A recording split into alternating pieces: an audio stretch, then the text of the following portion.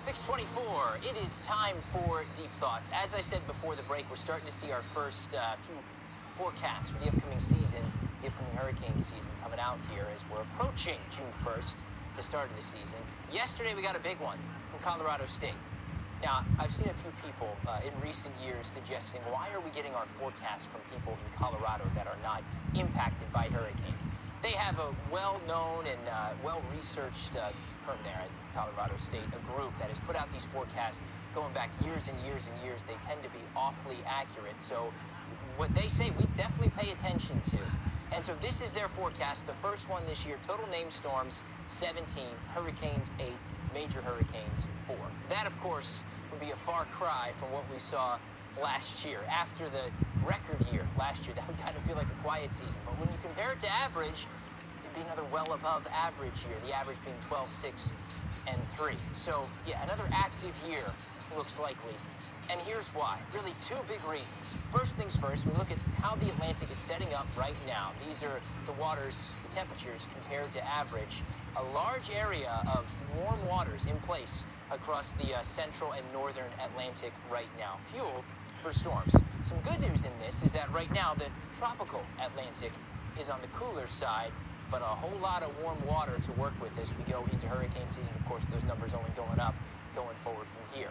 Along with that, something we look for closely in any long-range hurricane season forecast is what's going on in the tropical Pacific and what we call the ENSO cycle, El Nino, La Nina. Well, as you perhaps know, last year during hurricane season, we settled into La Nina. It's a big part of the reason why things were so active last year. And all this blue you see here, below average temperatures in the waters, that means La Nina is still in place. And this is how things work out numbers-wise when you have the various phases of that ENSO cycle in place. When you have a La Nina, it tends to mean a more active year.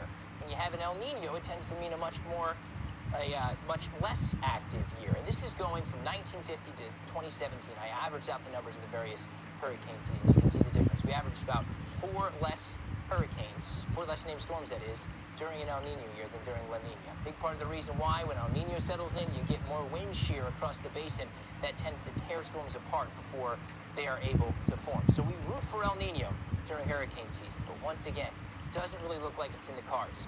Now, there is some good news here. This is looking at the forecast going forward. We're starting here in February and March, where everything's still in La Nina, but as we go forward, we are seeing at least a transition to neutral, and some models are saying perhaps we could nose towards an El Nino by the time we get to summer.